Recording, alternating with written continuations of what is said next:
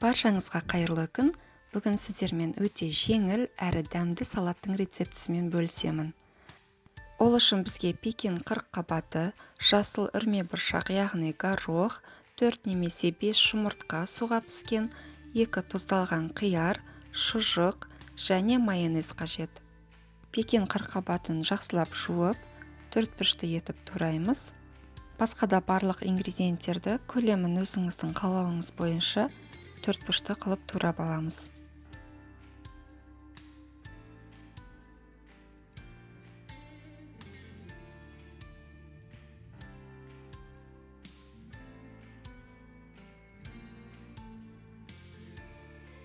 Үрме бұршағымызды саламыз.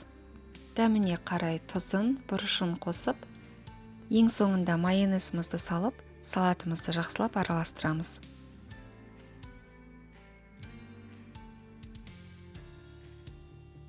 Көріп тұрғандарыңыздай жасалу жолы өте жеңіл, әрі дәмді, оңай салат. Құрамы да қолжетімді заттардан тұрады, сондықтан жасап көруге кеңес беремін. Төменде өз пікірлеріңізбен бөлісіп, бағасын бере отырыңыздар.